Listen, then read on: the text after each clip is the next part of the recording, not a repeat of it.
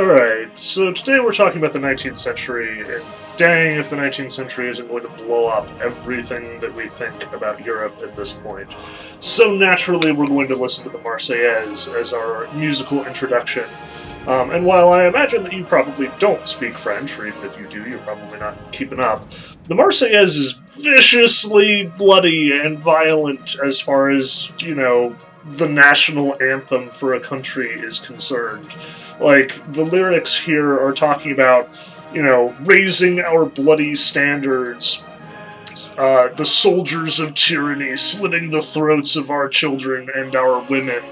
Like, the Marseillaise poses the French people as though they are, viciously tyrannized by these monarchies and by these extant powers, and that the only way to overcome them is to fight and die and kill and just turn this into a violent conflict.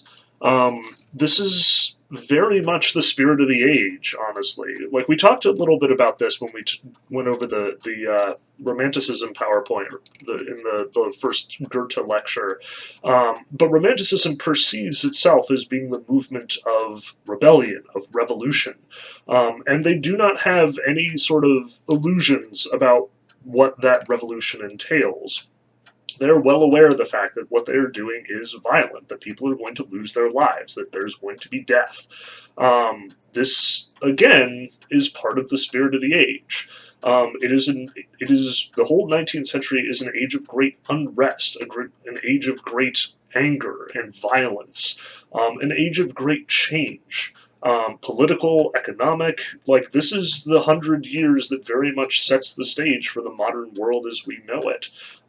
As much as, every one of these lecture PowerPoints about a whole time period is devoted to all of the change and all of the radical, movement that occurs in the sciences and literature and art and history, this one has a lot. History gets, it accelerates as we get closer and closer to the present, or so it seems.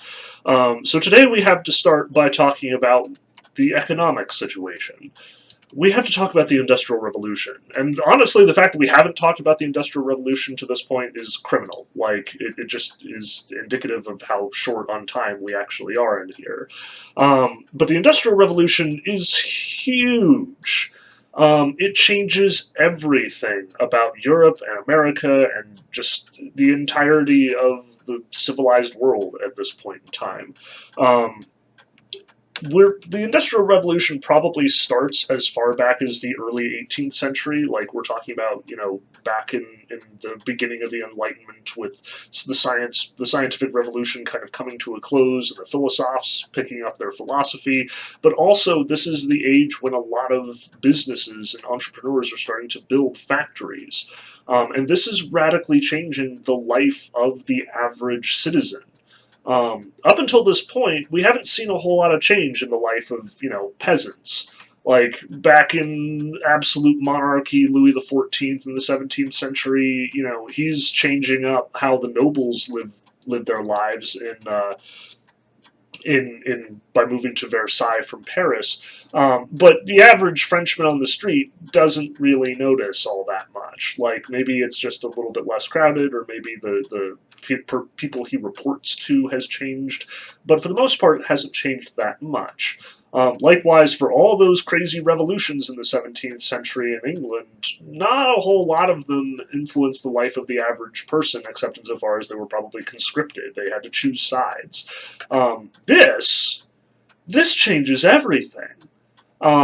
We're going from a society that is structured around agriculture as the primary sort of productive business that 90% of the population is engaged in, to taking those very same workers, dislocating them from their land, from their farms, moving them to the cities, and giving them a repetitive, ugly job and a repetitive, ugly environment that just completely dehumanizes them on a very basic level.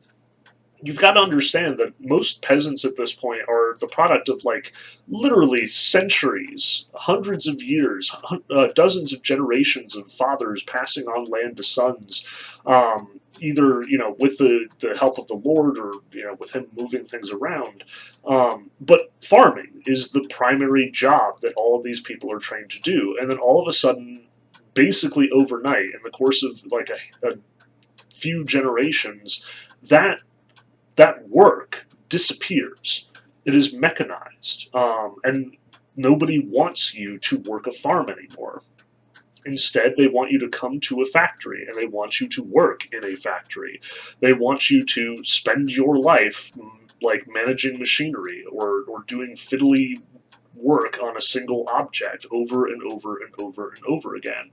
Likewise, where usually you would create, clothes or household goods in the course of the house, like typically while the men folk of the house are out working the fields, the women folk are creating new clothes, making food, all that stuff.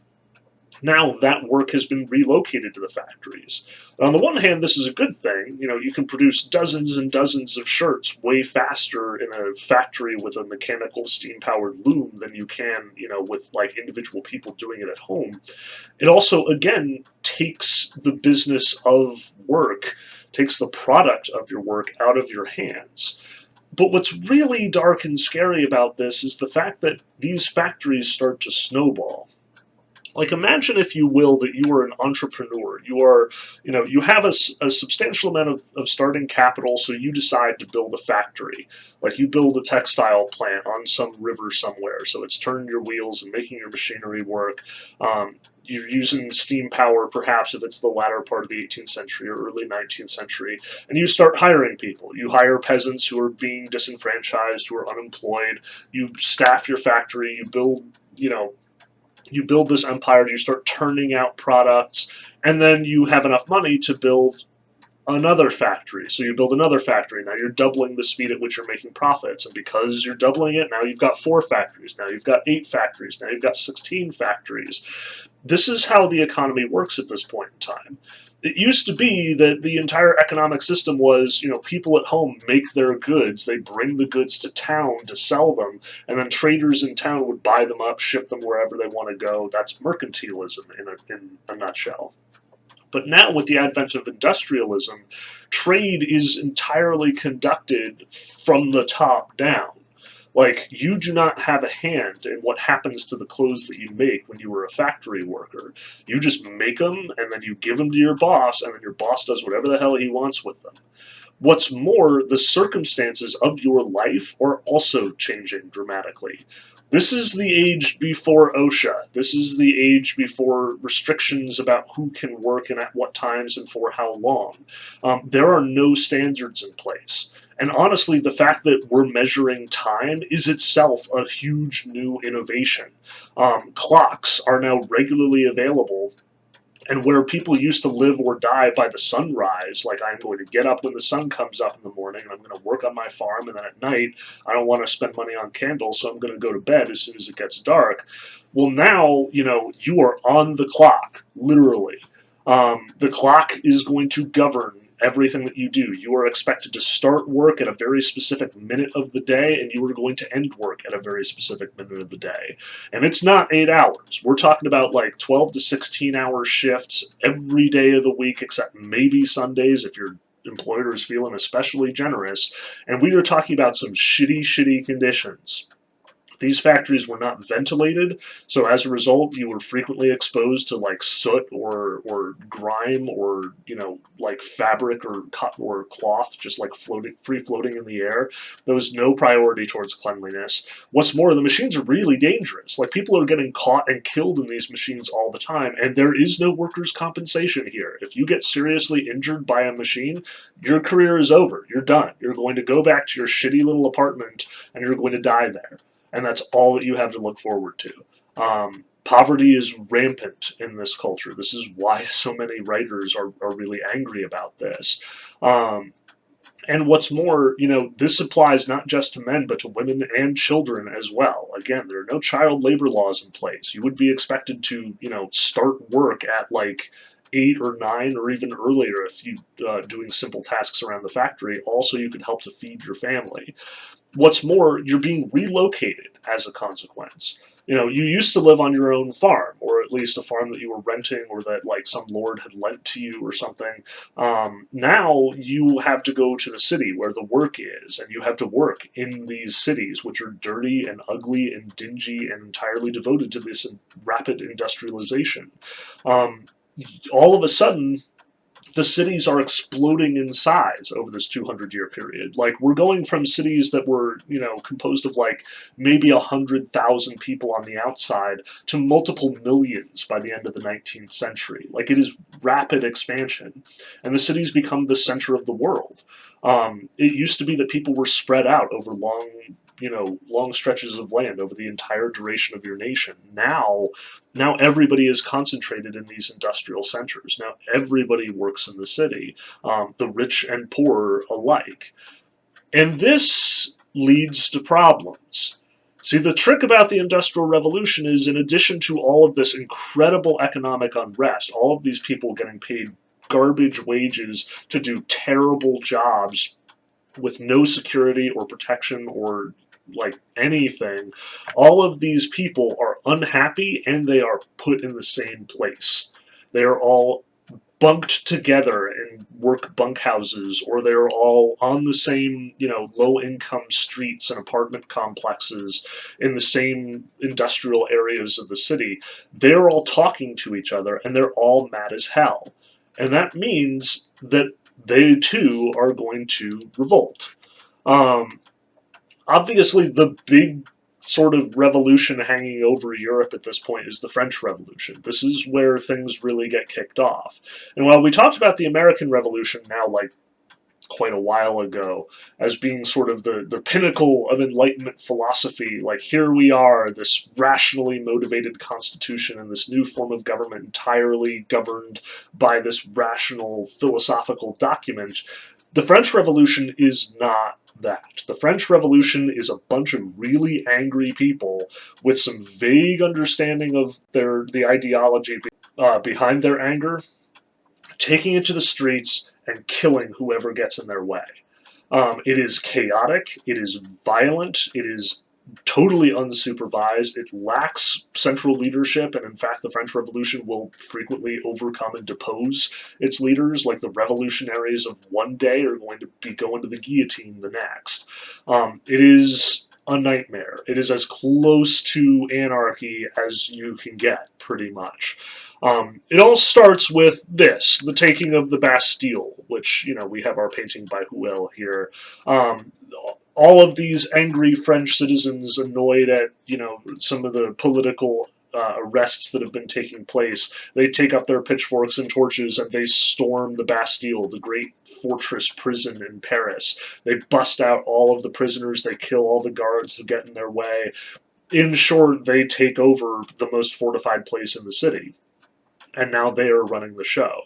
What will follow is a series of bloody executions. The peasants and the middle class of Paris are going to see the nobility as being the fundamental problem that's going on here. That the kings and queens of France, the aristocrats, and their families have been taking advantage of good, honest, hardworking people. They are sitting there guzzling wine and eating cake, while these peasants can't even afford bread because they have no money from working their long, painful jobs.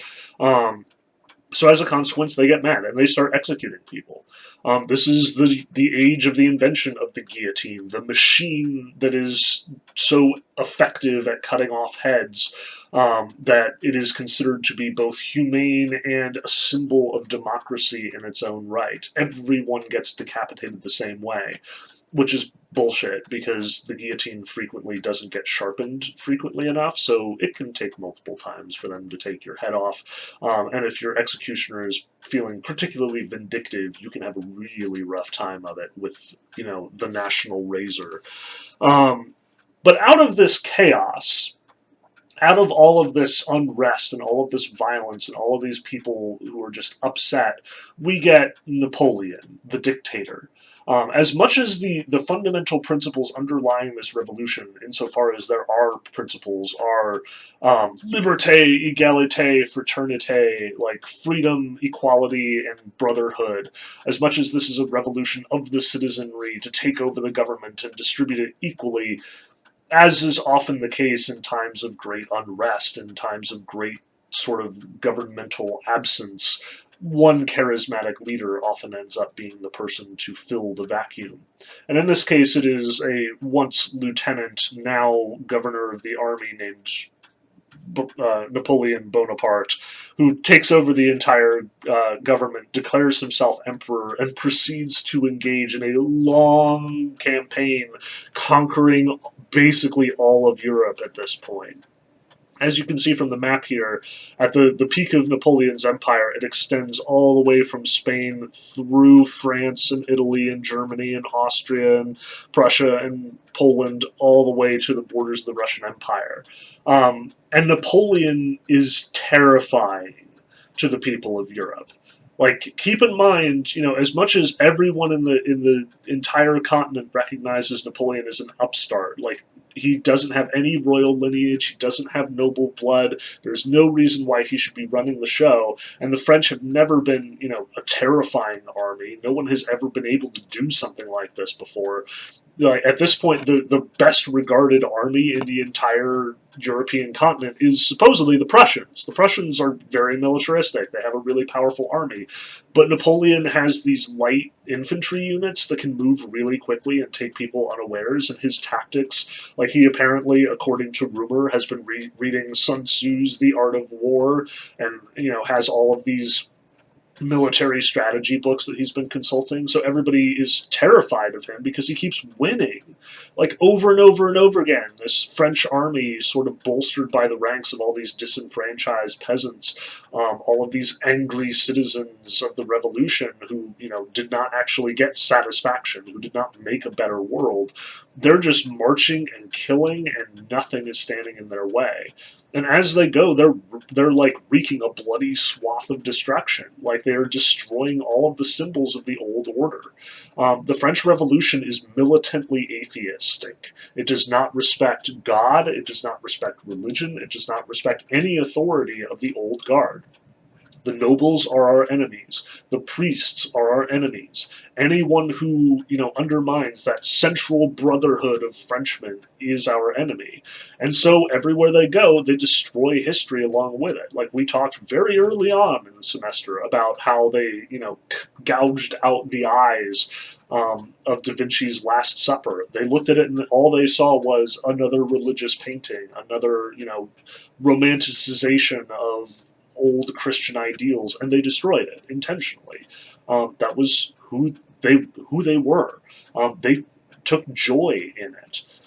They thought they were doing the right thing. Now, as it happens, Napoleon makes it all the way across Europe, taking over virtually everything along the way, and he ends up stopping dead at Russia. In 1812, Napoleon is knocking on the door of the Russian capital of St. Petersburg, and he is fought back. Now, keep in mind, the Napoleonic Empire has a weird sort of legacy. On the one hand, everyone knows that it was incredibly violent, and everyone was terrified of it. The British were terrified of it, and the various governments he took over were terrified of it. And any noble who was in the line of fire was terrified of it. It was violent, and it killed people, and you can see here the execution of the 3rd of May. It is wrapped up in this sort of Napoleonic revolution. Goya is as upset about the sort of French ideals seeping into Spanish culture as he is about the loss of Spanish culture to Napoleon in the first place. But the thing that we need to stress here is, for all of that, Napoleon brings a lot of change to Europe. Everywhere he goes, as much as, democracy under Napoleon is just a fiction, as much as the republic that the revolutionaries are clamoring for never was realized in Europe, a lot of people start to get wise to this idea anyway. Like, they think that this is a better alternative than the generations of monarchy they've been enduring. Napoleon spreads destruction. He also spreads his ideology. And it very much takes root. Keep in mind, too, that this is kind of the impetus for a lot of the romantic art that we've been talking about. Like, obviously Goya here is presenting all of these, typically romantic ideas, this violence and suffering, and sort of highlighting the like, natural order is unpleasant and destructive. This is still, at the same time as it's lamented, it's also kind of admired. That's the sort of weird dichotomy of Romanticism and of this moment in time generally. But as we said, Napoleon gets stopped in Russia, and this is as good a time as any to talk about the Russians. Because at this point, we've mostly been ignoring the Russians, largely because they haven't been doing anything terribly exciting on the European stage. But this is the moment when Russia literally just vaults out of nowhere and is like, hey, look, we just defeated the most powerful army in the history of European conflict. How did we do that is sort of the question that everyone, including the Russians, are asking at this point. Now, I am kind of an amateur scholar in Russian history, so it is always dangerous for me to sort of turn my attention to Russia, because I'll probably get, sucked into a tangent that'll take us forever to get out of. But seeing as we're going to be reading Dostoevsky in the next couple of lectures, and we're going to be reading a lot of Bulgakov in the next couple of weeks, we need to talk about where Russia sits as far as all this is concerned. Because again, nobody saw this coming. Nobody expected the Russians to be able to repel Napoleon. And admittedly, part of this is just, that old adage about, never invade Russia in the winter, and Napoleon did. And this is, the classic example of why you don't invade Russia in the winter. He was just not prepared for it. The other factor is, frankly, that the Russians, well, they kind of grew up in the last 100 years. See, over on the left here, you can see Peter the Great. Peter the Great was the great 18th century Russian leader. He very much sort of corralled Russian interests and basically issued a mandate that Russia was going to catch up with the European powers. Peter was very interested in Europeanization, and sort of doing the same bit of industrialization, focusing on science, focusing on philosophy, focusing on literature and culture and the arts, just like all of the major European powers at this point. He wanted Russia to be like France, to be like England, to be like the nascent Germany. Now, Russia itself really hadn't had a whole lot of truck with the Europeans at this point. The Europeans very much regarded the Russians as sort of barbarian and backward, and, they were Slavs as opposed to proud nations like Germany and France and so on and so forth. And the Russians largely were okay with that. They had their own thing going. Their religion was very different. They were very much informed by Orthodox Christianity as opposed to Catholic Christianity. Their culture was very different. Their land was very different. They didn't have the sort of major cultural centers like Paris or like London, or like Berlin for that matter. It just didn't happen. But then Peter basically shows up and says, I want to do that. So he builds cities like St. Petersburg, go figure. He's going to name the city after himself. He's building Russia, he's improving its industrialization, it's improving his culture, and then here at the beginning of the 19th century with Alexander II, this charming-looking gentleman with the mustache over on the right, Alexander II is the guy in charge when Napoleon sweeps into Russia, and he kicks him out and drives him west, back into Europe, where he will, corner him with the help of the British, and ultimately get him exiled to the island of Elba. This is how you beat Napoleon. You just unite all your forces and just run him off to some tiny little island somewhere where he can't cause any more trouble. But the thing about Alexander II is he is also a great innovator. He is another in the long line of Russian innovators like Peter, like Catherine the Great, and now like Alexander II. His big deal is that he frees the serfs. The peasants of Russia were basically no more than slaves, which is not totally different from the European world at this point, but it had a sort of different structure to it. The German peasants were also basically slaves in all but name. The serfs are basically slaves in all but name, but Alexander II basically dictates one night, okay, all the serfs are now free, and everyone in Russia goes nuts. because it just completely upends the economic system that is in place. All of a sudden, these landowners had to figure out, how are you going to keep these people around? How are you going to, do wages instead of just frank serfdom? It's a mess. It's a giant freaking mess, but it's also a change that Russia desperately needs, and it's a change that kind of signals to the rest of Europe that Russia is doing its best to become a modern civilized nation. Like, even he's releasing slaves before a lot of other nations are doing so, like considerably before the Americans do, by the way. Um, but this is also the moment in history when Russian culture is really picking up.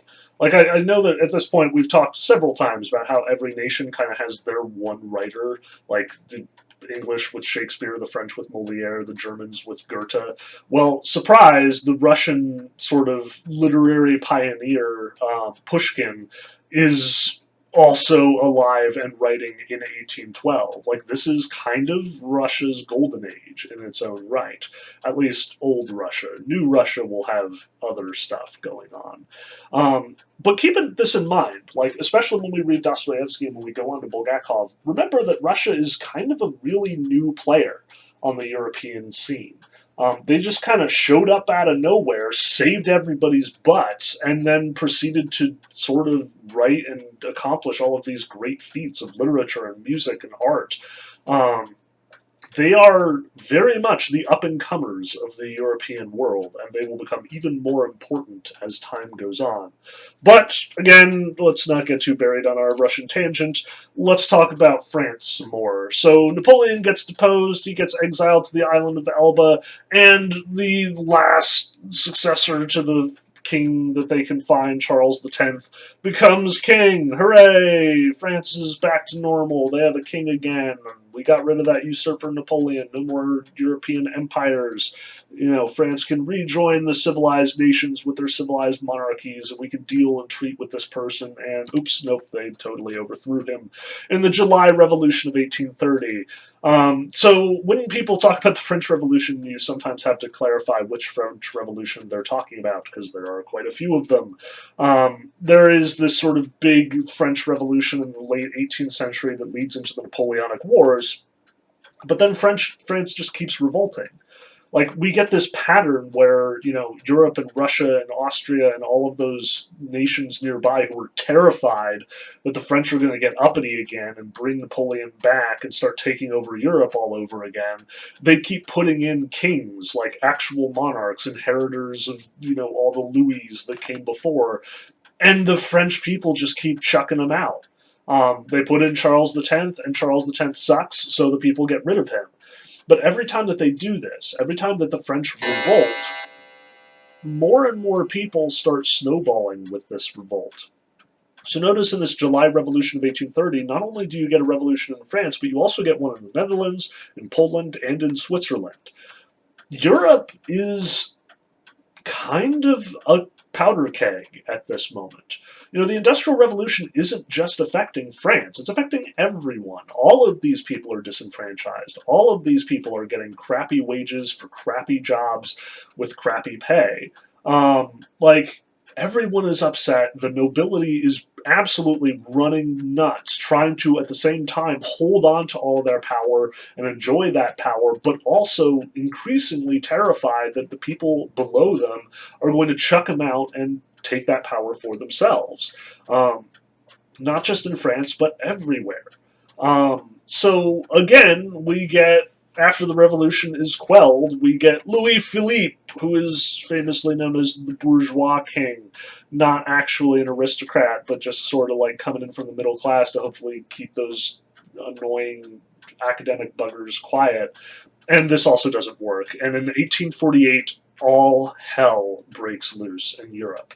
Not just a new French Revolution, but revolutions in Sicily, in Germany, in Denmark, and Austria, Hungary, Galicia, Sweden, Switzerland, Poland, Romania, Belgium, Ireland. Everyone freaks out. 1848 is this weird moment in history where there's been a famine, there's been an economic downturn, and then the French revolt again. And what's more, just to make matters worse, this is after the invention of the telegraph, and word that France has fallen again gets everywhere really quickly. And people are actually inspired by this. They're like, if France can do it, we can do it too. So all of these German peasants storm the Reichstag. All of these, Austrian peasants are revolting in Austria's various holdings. Sweden and Switzerland, the same stories. Like, all of these people concentrated in these cities are taking over those cities, declaring republics, and trying to build new governments. And I should keep in mind that they almost all fail. Like, Germany is perhaps the biggest example here, and Germany will have major changes coming down the pike. But Germany's fails. Like, the government that is built by these revolutionaries exists for like about a year, and then it falls apart, largely due to the fact that the nobles have been like quietly undermining the coherency of the movement. Like, the peasants specifically have one particular grievance, so they're like, we'll get rid of that grievance, and all the peasants go home. These revolutions don't work, but this brings about a new sort of age of unrest in Europe. There is always the threat of popular revolution. And there will be groups of scholars, groups of academics, groups of peasants with strong leadership, all sort of on the verge of declaring a new government, of declaring a new revolution, of trying to assassinate major leaders and major sort of like noble figureheads. This becomes constant. And you'll find in the literature of the latter half of the 19th century a lot of concern about anarchists, revolutionaries, Marxists, which are basically all interchangeable from the perspective of the nobility. They are a threat to the existing power structures. And it is no coincidence that in 1848, during this season of revolution, as all of Europe is sort of, undergoing these revolutions, this is also the year that Karl Marx publishes the Communist Manifesto. Um, Marx is a Hegelian. We talked a little bit about Hegel in the last PowerPoint. Hegel was all about change. Marx takes Hegel's sort of utopian all change toward the end of history spiel and changes it with an eye towards economics. Marx observes that the history of economics is punctuated by revolution, and he hypothesizes that the workers will eventually completely overthrow their masters, build a new government led and run and benefiting the workers, and they will take back the, quote, means of production. They will no longer be alienated from the goods that they create. They will control both the business of making them and the goods that are made by them. So, the last lines of his Communist Manifesto are famously, "Workers of the world, unite." He, like Hegel, believes in this sort of utopian vision, that the workers are going to take over and they're going to make their new government and it's going to be great. In practice, that's not what this looks like. In practice, it's violence and it's purposeless, it seems. Like, every one of these revolutions is quashed. As much as the promise of utopia is sort of being dangled in front of these revolutionaries, they never achieve it. Like, we'll talk about when we actually do get some legit communist revolutions and communism actually taking over certain countries, but that won't happen until the 20th century, and it's not a happy ending on that one either. But suffice it to say that now there is a philosophical reason to engage in revolution. People are going to be distributing communist pamphlets, literature. They're going to go to factories and they're going to start to inspire the workers to overthrow the factory, to burn the factory and destroy the master's home and kill all of their owners and leaders. Like, this is going to happen all the time. Workers' revolts are going to be nearly constant for the next 50 years until the end of the 19th century, and then we're going to see where this gets us in the 20th. But philosophy and the revolutionary spirit are very much aligned here. And there is this sort of two currents in contemporary culture. On the one hand, this sort of romantic revolutionary current that is against the existing power structures. On the other hand, this sort of pre-existing noble power structure that is desperately holding on for dear life to the power that they still have. But at the same time, that's not quite how it works. See, the major change that occurs in the second half, the back half of the 19th century, is that Europe is once again very dramatically reorganized by a major charismatic leader. This time, not Napoleon the Conqueror, but Otto von Bismarck, the most eminent politician of the age. Um, I've been saying for a while, like all the way back to the beginning of the class, that you can't think of Germany as Germany at this point. That it is very much the Holy Roman Empire, and has been. Up until this moment in the 1860s. See, Otto von Bismarck is sort of a representative of the nascent Prussian world, the nascent Prussian nation. And right now, Germany is in this really awkward position where a lot of the country is sort of disorganized and divided up into these tiny little duchies and franchises and like little nations with no real power. But at this point, they're very much threatened by Prussia on the one hand and Austria on the other, as we saw in the extra history video. And basically, it becomes this balancing act. Like if you were Prussia, you were looking for an opportunity to get one over on Austria without actually upsetting any of the other European powers that could ruin your day. If you were Austria, you have lots and lots of holdings in other places besides Germany, and if you get too aggressive in the sort of German world, then you might get a revolt in Hungary, or you might get something dubious happening behind one of your other borders. If you are one of the many German like little nations that is unaffiliated with either Prussia or Austria, if you were Saxony or Württemberg or Bavaria, what you are doing is you're going to play these two nations off of each other. You're going to have Prussia and Austria watching each other so closely that neither of them make a move. But then Otto von Bismarck shows up, and he just lies, cheats, steals, wheels, deals, bargains, diplomatizes, and just frankly takes over until finally there is one united Germany under the Prussian flag. Um, Bismarck was a titan. He played the other leaders of Europe like they were a fiddle. Like he was absolutely manipulating Austrians and the lesser German nations and France and Russia to make his dream of a unified Germany under a Prussian banner real. And he is very effective at that. But the other thing that you should keep in mind about Bismarck is that he plays really dirty by standards of, centuries past. Like, as much as Napoleon was an asshole and everybody hates him and everybody saw his sort of like megalomaniacal goal to like take over all of Europe as being a horrible threat to the entire European world, Bismarck is more insidious about it. Like, his whole philosophy of realpolitik, like getting done what needs to get done by any means necessary, using diplomacy when it's advantageous, using war when it's advantageous, using deception when it's advantageous. Whatever works is good as far as Bismarck is concerned. He is ushering a new age of realism in politics, an age that is incredibly pragmatic, that is no longer concerned with these sort of high, noble ideals of chivalry and honor that have sort of been sitting around for quite a while, largely ignored by a lot of leaders, but Bismarck is particularly flagrant in how he ignores them. And in doing so, he makes a unified Germany, which means yet again we have another upstart European state on the scene, much like Russia, who just sort of comes out of nowhere with all of these resources and all of this military strength and all of this ambition, and starts wrecking up the place, as we'll talk about in our next discussion. Now, Bismarck, his whole takeover and his, new European theater is going to be sort of the dominant picture of Europe for the next, 50 years or so, up until World War One. But at the same time, I want to talk about, how art sort of has changed during this period of time as well. So we've been talking about Romanticism as though it is the sort of, major art movement of the Revolution, and in the early 19th century, it absolutely was.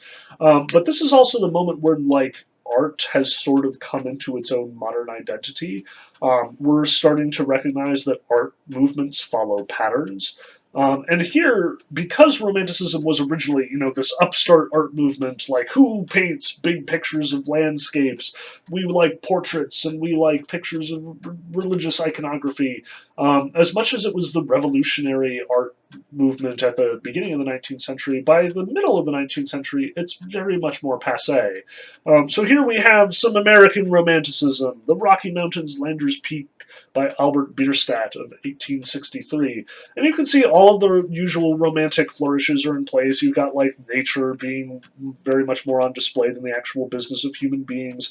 You see all of the Native Americans like very small, sort of represented as being dwarfed by this overwhelming natural, landscape. But I also want to stress that Romanticism is now the dominant art form in Europe. Like, as much as it is sort of the one adopted by the revolutionaries, it has very much come into the mainstream. And what I want to stress about this is kind of the way that Bismarck plays Europe as well. Like, as much as Bismarck is, a representative of the conservatives in Germany, he plays as though he is a revolutionary. By strongly insisting on German nationalism, he appeals to the revolutionary sentiments of a lot of those people who were upset in 1848. He gets a lot of them on his side, even though at the end of the day, he's just building a better monarchy. The revolutionary sort of agenda was co-opted by powerful people to get their own agendas passed. The existing power structures reframe who they are in this revolutionary mode in order to become popular, in order to become successful. So naturally, if Romanticism is now becoming the mainstream noble art form, a new art form is going to come out of the woodworks to challenge it and to truly represent the revolutionary ideal. Now, the other factor that we need to talk about here is photography. So, the camera gets invented in the middle 19th century. This is not, by any extent of the imagination, the first photograph that was ever taken, and I just find it to be especially useful for our class because it is a photograph of Beatrice. So you'll notice that here we have photography actually emulating portraiture. If deliberate attempt to sort of take the new medium and make it adapt to the old medium. This being sort of the nature of fledgling media. For further reference, you can think of all the video games that are trying to ape being movies at this point in time. Photography springs onto the scene in the middle 19th century, and it has a huge impact. One of the places where it is most obvious is actually the American Civil War in the 1860s, that, while all of these people are killing each other in the North and South, Confederates versus Union soldiers, photographers are taking pictures of the battlefield, and for the first time ever, people at home, safe in their beds, can actually see the level of carnage that war brings about. And this is going to actually change the way that war is conducted. Like, people are way more aware of the actual cost, the actual casualties involved in warfare. This is our first warning flag that maybe war isn't all it's cracked up to be. Not just because, people are actually seeing firsthand what sort of horrors are possible, but also because the Civil War incorporates death on a previously unprecedented scale, certainly in the States, pretty much in all of the world at this point. Like, as much as the Napoleonic Wars are rough, they're still relatively tame by comparison to what happens in the Civil War, and it's only going to get worse from here. But photography, you'll notice, like, photography has a fairly dramatic effect on art and painting and sort of the way that these things have traditionally been presented. Photography can do a portrait better than any artist. It can present a picture that is more accurate. It can do it much faster. You just need the right equipment and the right technician. Like, that's all you need. And yet, at the same time, art sort of sees photography, and just as photography is sort of aping art here, you will see art aping photography through the latter half of the 19th century. The response to Romanticism, to all of this sort of idealization of nature, this idealization of, like, political ideas, and this sort of co-opting of Romanticism by the powers that are already in place, that is very much followed up by a newfound interest in realism. Romanticism, for all of its interest in peasants and like simple life, it is still interested in framing that simple life as big and important and significant. Like, here is Constables the hay wain, just some rando farmer in his hay cart going down to his house. But now it's a huge painting and incorporates the entire landscape, and like you can talk about God as being equated with nature to the Romantics. Like all of that is subtextual to what the painting is actually doing. Here, however, the meeting, or Bonjour Monsieur Courbet, this is just dudes. Like this is Courbet over here. He's the guy with the really fantastic beard. He is being introduced to his patron. You know, the guy who's going to pay him to do art by a mutual friend of theirs, and it's just them meeting. Like that's it. There's nothing highfalutin here. If you were looking for the secret meaning, if you want me to say like the hat represents Jesus, like no, it does not. There is no deeper meaning to this painting. It is the basically Courbet saying, you know, a chance meeting of people on a street is every bit as important as highfalutin art about like mountains and storms and slavery and revolution and all the things that the Romantics were obsessed with. Courbet and the realists are not interested in big ideas. They're interested in day-to-day life. They are interested in normal stuff between people, and they want to elevate that normal stuff into art. You'll also see that in realism, you will see a renewed emphasis on like work. So the Romantics were very much interested in like peasant life in a certain way. Like let's show the plight of the peasant, the little guy who is surrounded by nature, and let's talk about how great that is, especially in contrast with the Industrial Revolution, all these machines and like all the urbanization and people who are being dehumanized. Like let's show humans at work in their fields, and let's talk about how great they are. Realism has a certain different attitude towards these things. Like, this is The Gleaners by Jean-Francois Millet, and you would be right to see this as a sort of transitionary work between Romanticism and Realism. But notice, too, the differences between the Romantic perspective and the Realist perspective. Like, you can look at this and say, this must be Romantic.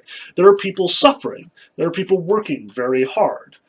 To which I would respond, yes, but are they really suffering? Like, look at these people. They are working hard. They're bent over. They're bowed. It's very clear that they're, like, actually involved in the labor of collecting the seeds from the ground here. But at the same time, they don't look unhappy. They're not threatened. There's no violence to what's going on here.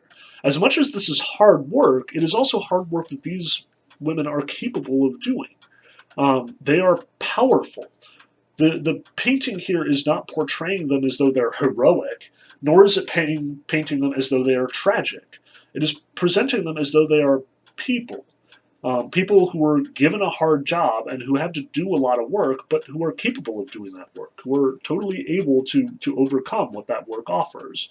They are suffering, but they are not great for their suffering. They are great for overcoming their suffering. They are great for enduring it.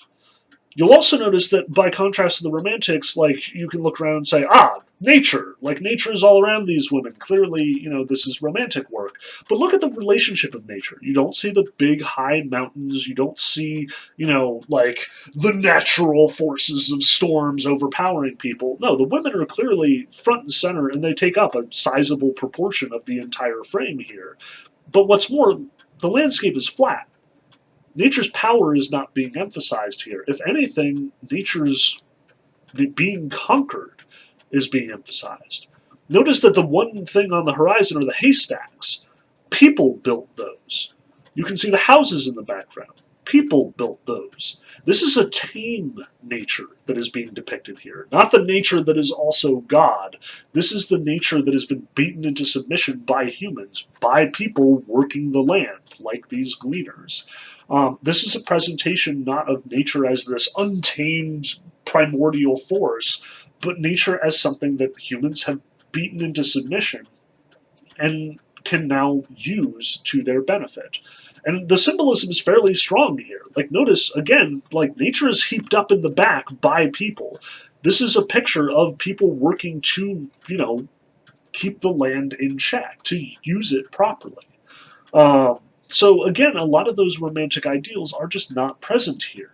The Romantic style is a little bit present here. You can see like the fuzzy brushwork like we've talked about before, the sort of subjective perspective being emphasized here. But the ideas on display are not, God and nature and people suffering and the human condition. Instead, it's a celebration of human accomplishment, of human ability. Um, What's more, you will also see, and this one I know you watched the video on, so I won't go too much into detail, you'll also see that the realists are very interested in urban environments, which is totally new. Like, for one thing, because, was not nearly as developed as it is at this moment, but also just the fact that urbanization was considered ugly. It was not worth representing. Like, people didn't paint buildings or cities or people in cities, largely because the cities were squalid and ugly and smelly and gross and everybody hated them. Now, however, this is a part of day-to-day life, and so it is portrayed as a part of day-to-day life. Here we have Edouard Manet's The Railway, and you can see this is just a chance meeting. Like, these are random people standing by the railway, and they are worth painting. Like, just in the way that Romanticism sort of upends traditional understanding of what counts as, an important subject for painting. That, like, you used to only paint religious iconography and, saints and important things like kings and queens and like, important people, but now in Romanticism we paint nature. Now, in realism, we paint just folks. We paint just people. We celebrate this moment on the street, this random passerby going along, seeing people on the sidewalk. We celebrate waiting for a train, because that's something that now is universally experienced by people. And notice that, again, part of this is absolutely a reaction against Romanticism. Some of this seems to suggest, like, notice how photorealistic we're sort of trying to present these people as. Here we have photography, but as painting. Notice, too, the celebration of the urban values and the human spirit, like the human triumph over nature and human ingenuity with the railway and all of the fashions of the day and the technology on display. Like, all of that is very much here. And notice, like, many of these realistic pictures, as much as they depict work, they also depict work in urban environments. They celebrate, big companies and corporations, people who are taking care of cotton in New Orleans in Degas' case. Notice, too, that, the humans are front and center, but they're also in positions where they have no relationship to the person painting them. They aren't posing like the Renaissance. They don't have that contrapposto, or you think of the Oath of the Horatii with like the soldiers getting ready to give their lives. Like, none of that is on display here. These are just people. We've got like random dudes just doing their fiddly little jobs. We got this rando reading a newspaper. We got people just talking to each other and engaged in their tasks. Notice that the realists are very interested in people doing their jobs. This is what makes humans humans for them. For the Romantics, doing your job was frequently considered dehumanizing. It was frequently like dissociating you from the world at large. You wanted to get back to nature because your job had alienated you from it. Think of Goethe's Faust railing against the fact that his academic studies have accomplished nothing, and he wants to get back to nature, and he wants to join the peasants in their dances. Here, Degas is saying, no, like, these guys are doing what makes them human. They are more human because of the job that they do. You can celebrate the fact that you work in a factory. You can celebrate the fact that, you work hard and you are good at your job and you do your job. Your job is poetic. It is artistic. It is great. It is an accomplishment. There's nothing wrong with that. There's nothing dishonorable about it, and there's nothing that sort of frustrates you.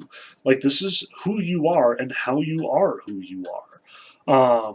That's important to the realists. The work of the Industrial Revolution, the work of the 19th century, is important to the realists. Now, you could argue, why is this revolutionary? Well, again, notice that, we are sort of revolting against the sort of romantic ideology that we've seen before. But notice, too, that this is an effort to sort of legitimize a lot of life as experience for people who are now living in cities trying to get by. It is turning that into high art. Like, as much as the Romantics were the revolutionary order, they were revolutionary specifically because they were revolting against the new order. They were revolting against urbanization and industrialization. The realists, by embracing and celebrating industrialization, by celebrating, the life of the worker, in fact takes the peasants and make them into heroes again, much as the romantics did before. Again, you'll notice there aren't a whole lot of rich people hanging around the borders of realistic paintings. Like, yeah, you got your entrepreneurs and you got the businessmen and so on and so forth. But presumably, whoever owns the factory here, unless it's this guy, in which case, why is he doing, manual labor? He's probably not here. Like, that's not what's being celebrated here. What's being celebrated is a job well done.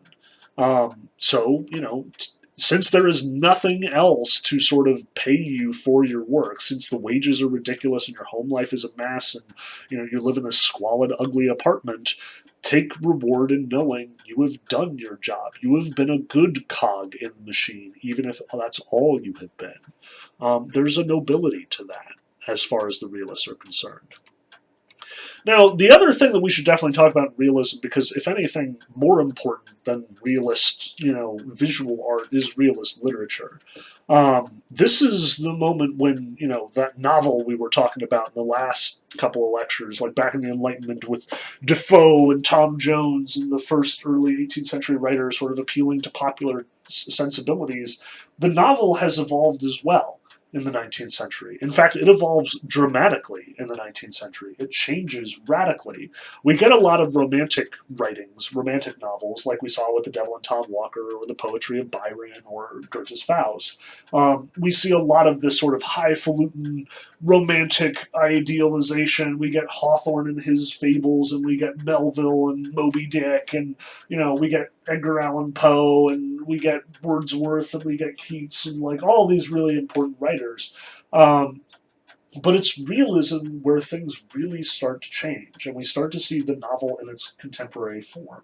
The realistic authors are painstakingly interested in portraying human beings as they are. In day-to-day life. They're especially interested in the plight of workers. They're especially interested in sort of the normal psychological relationships between people. Like for the Romantics, you've always got the supernatural hanging around in the background. You've got, Poe's telltale heart beating under the floorboards, or is it? You've got, Moby Dick is an allegory for God, and Ahab is trying to overthrow God. You've got Faust fighting with the devil and fighting under the auspices of sort of God's oversight. Even Byron, like for all that Don Juan is sort of social satire and realistic in its way, like he hedges it all around with this sort of high artistic description. The realists, on the other hand, they're much more interested in depicting the world as it is. Flaubert's Madame Bovary, all of Dickens, like the one exception being The Christmas Carol, which is probably one that everyone knows, and Tolstoy, they're all interested in depicting the world as it is, depicting people as they are, seeing the way that their relationships work, seeing their plight. Dickens especially, like for all you probably know of The Christmas Carol, think for a moment about how actually pro-peasant that book is. Like, it's practically propaganda. There is Ebenezer Scrooge, the moneylender, counting his pennies, on Christmas Eve, refusing to give his workers the time of day. And the whole arc of this novel, this novella, is devoted to converting Ebenezer Scrooge, the rich, financier, the rich factory sort of supporter, and reforming him into a decent human being, in line with Bob Cratchit's values, in line with his employees. Dickens was passionately anti-authoritarian. He absolutely was very interested in the horrible things that were happening to people in London, in the workhouses, in the poorhouses. He's obsessed with the children, the orphans, like Oliver Twist, or like David Copperfield, or the Pip of Great Expectations. These are the characters that he identifies with most, and he is very interested in depicting the horrors of 19th century London in all of their painstaking detail. He is absolutely opposed to the major political forces that distort these people's lives out of shape. and his heart breaks for the people who suffer in that wake. Tolstoy is a little bit more ambiguous. He's probably closer to modernism, honestly. But he also is very interested in depicting things as they are, without some overhanging moral about, like suffering or conquest. Instead, he, like Dickens, is celebrating the life of the newly liberated serf in Russian culture. War and Peace is all about these titanic forces upending the lives of people just trying to get by. Napoleon and Alexander fighting in 1812 and displacing tons and tons of peasants from the capital because they are scared of being overtaken. Anna Karenina is just about a couple of families and their day-to-day lives, their love affairs, and how it gets them into trouble, how all of that drama that we usually associate with Romanticism is ultimately destructive instead of constructive. And instead, the real virtue, the real value of Anna Karenina is found in Levin, the little peasant farmer guy who just finds pure joy in working alongside his employees. But realism, as much as it is an important movement and as much as it is this huge deal and sort of brings about like the modern world of literature, we've got to talk about modernism as well. So the realists were interested in things as they are, and celebrating, the average Joe, the workers, the people who, toiled and sweat and got no thanks and still did their jobs anyway. The modernists, they are also reacting to Romanticism and reacting to the world around them in a similar way. The modernists, in some ways, tend to be even more sort of explicitly revolutionary than the realists. Like, as much as Dickens is absolutely opposing, power structures by celebrating the life of the people who are oppressed, the modernists are pretty active in condemning the existing power structures, and it's almost surprising that they can get away with this. But the other thing about the moderns is that it is their technique that is sort of like significant to this discussion. That they are very much pioneering the ways that literature and philosophy can change and work.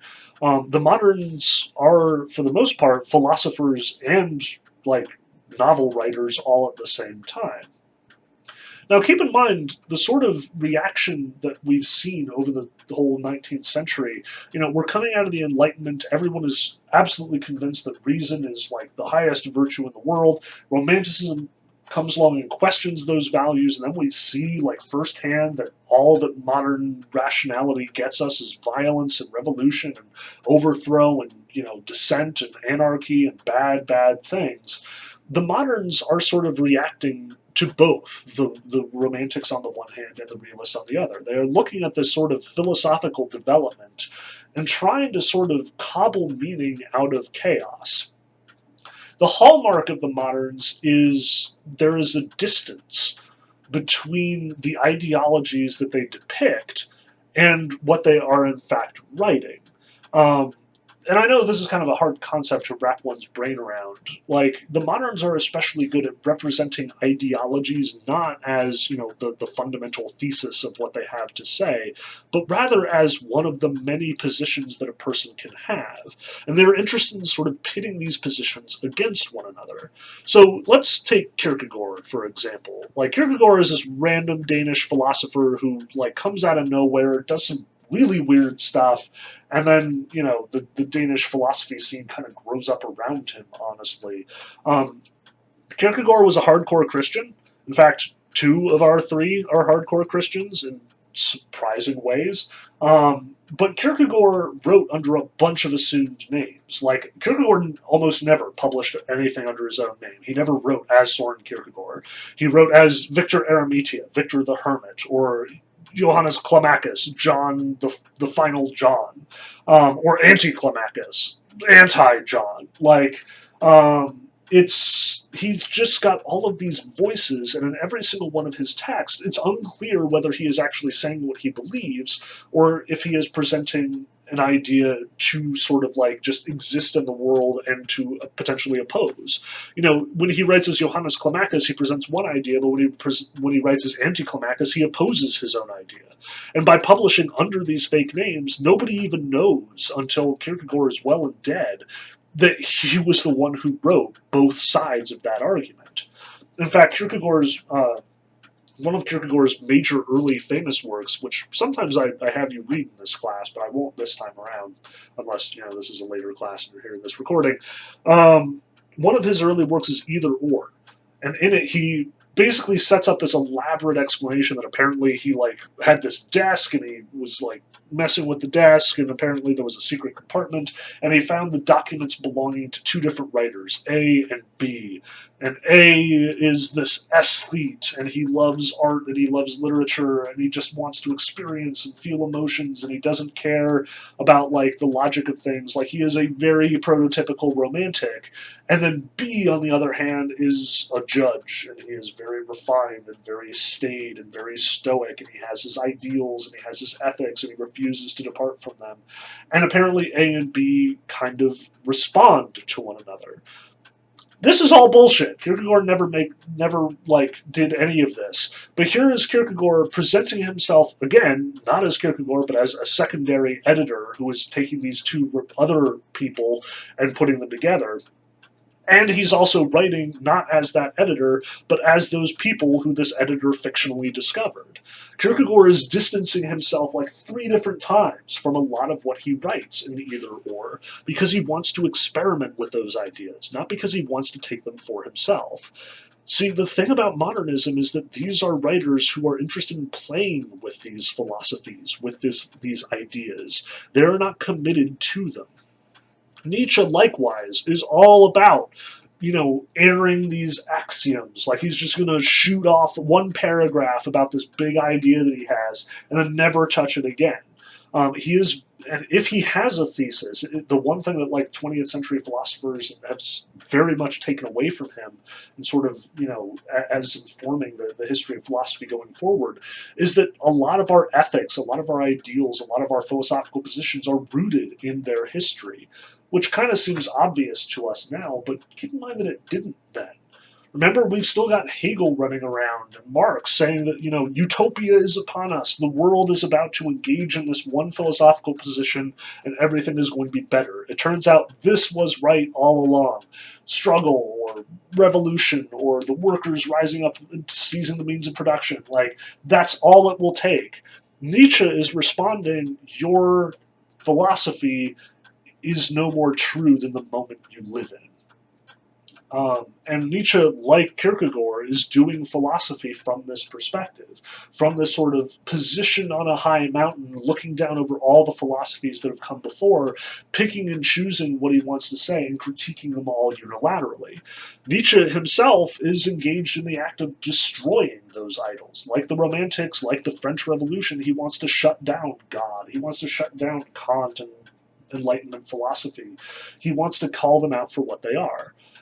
Dostoevsky we're going to read in our next lecture, so I won't get too deep into him now, but suffice it to say that he may be the best of the three when it comes to actually representing ideas in their natural habitat.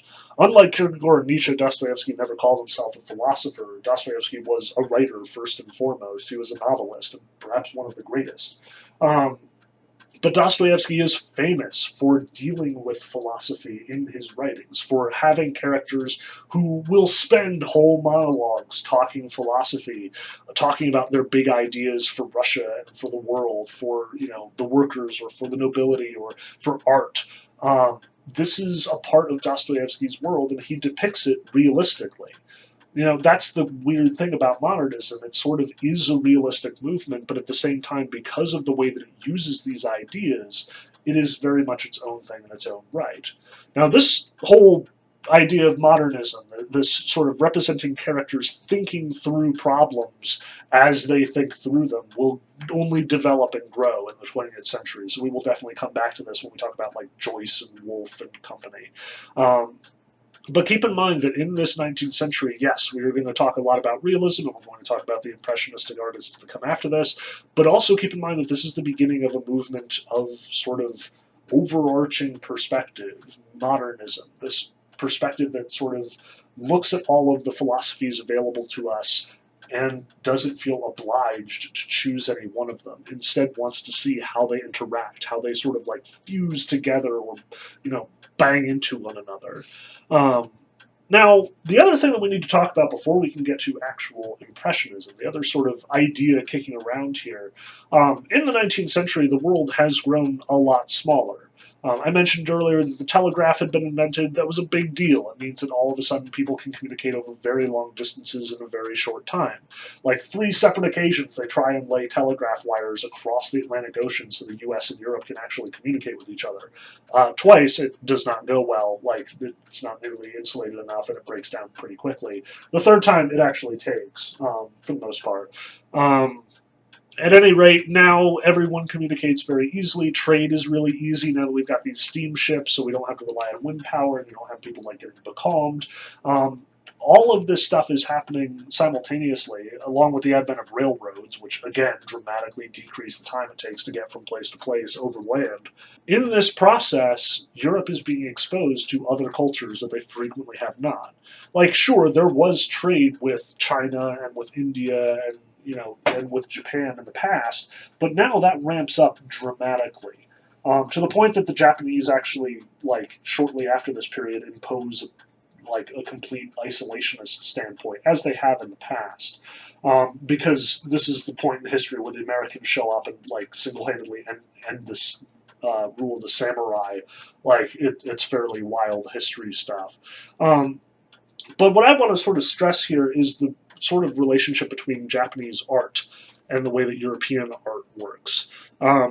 In the process of exchanging ideas and exchanging, trade and all of these other things, the artistic priorities also change. So I imagine you've seen at least one of these before. Like the one with the waves is especially famous. Like I think my wife even has this on our wall somewhere, which I should probably know this. But you'll notice that Hiroshige is using a lot of romantic principles in his art.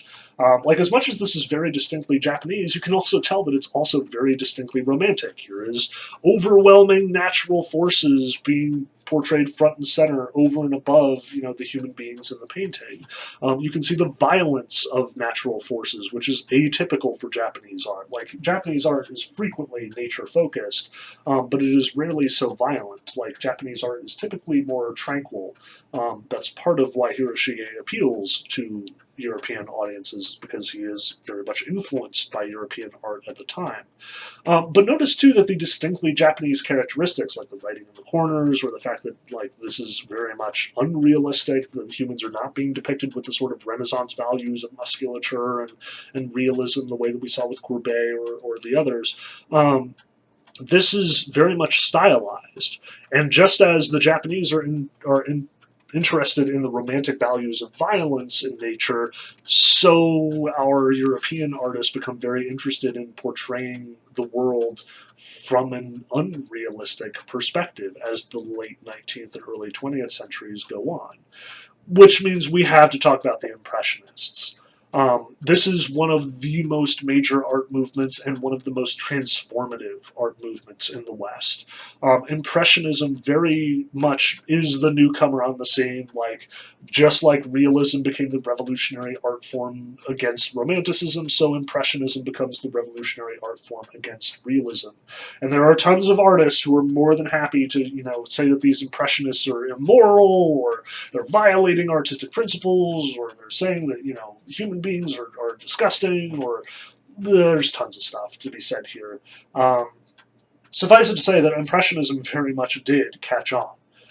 Impressionism became a powerful force in the art world in its own right, largely because of the way that the Impressionists are disinterested in reality. They are interested instead in the way that light works, and the way that nature sort of bounces, or the way that nature seems to us. Not nature in the world as it is, but nature in the world as we see it. The impression it gives to us. So notice here we have Water Lilies by Claude Monet, and he does, Monet has sort of 3 or 4 subjects that he just looks at over and over and over and over again, as we'll talk about in the next slide. in water lilies, you can see, what this is a picture of. This is like water lilies on a pond. Monet was very interested in nature. He had this elaborate garden in his backyard. Like, he spent a lot of time in it, sort of understanding the way that light worked in it, how things grew, and painting it. But notice too, it's just an impression of light. Like, these are not what lilies actually look like. They are the impression that lilies give to us in just a passing glance. So, you can see the brushstrokes here. Like, you can see they're very dramatically center focused. Like, they look like brushstrokes. You can see, like, there's this curly cue right there. That's one of the things that the Impressionists are actually interested in portraying. I mentioned with the Romantics that they are sort of interested in their own subjective perspective, that they, don't mind the fact that their brushstrokes are visible. Again, this is just one person's experience. The Impressionists absolutely double down on this. They leave their marks on the canvas. What's more, they also compose their paintings much more quickly than we're used to.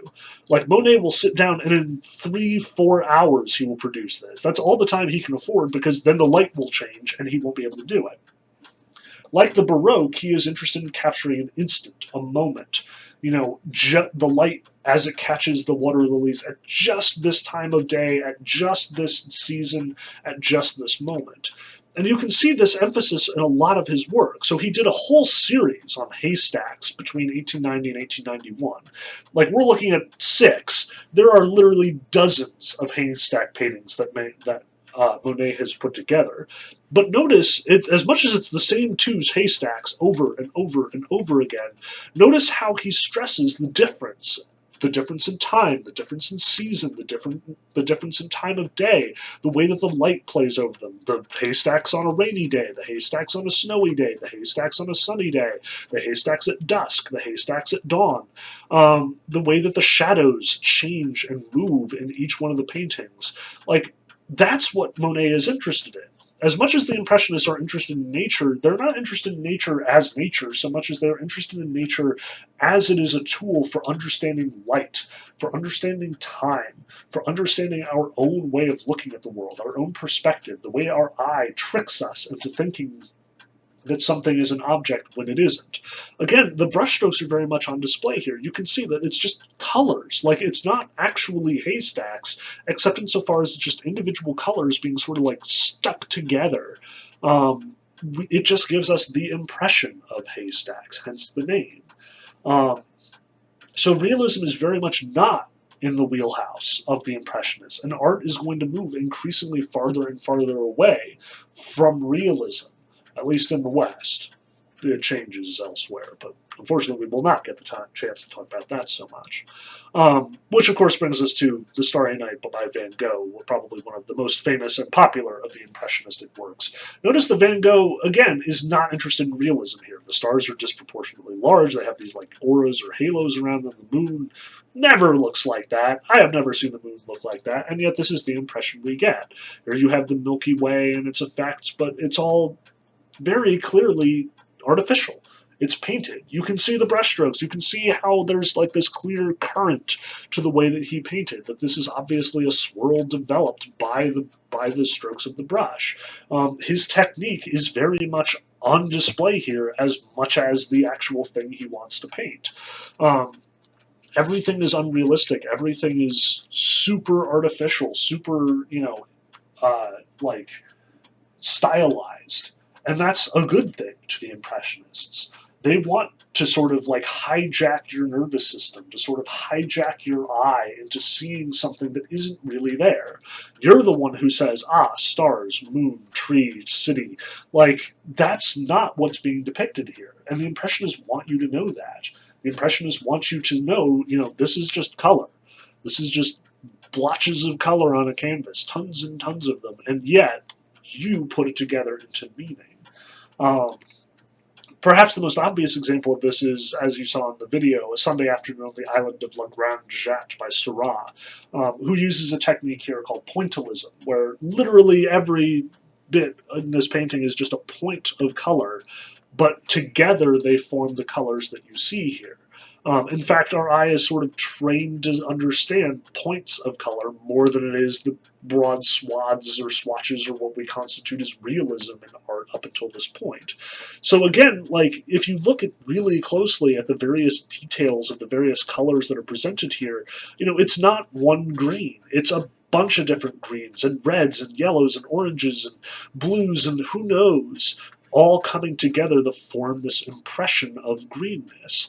As much as this is a depiction of, something fairly atypical for the Impressionists, namely like a busy, plaza on a Sunday afternoon, um, it is still very much impressionist because of the techniques being used here, because Seurat is sort of challenging and questioning what constitutes painting. And this challenging of what constitutes painting is going to continue. This is going to be a major theme of the next, major art movements.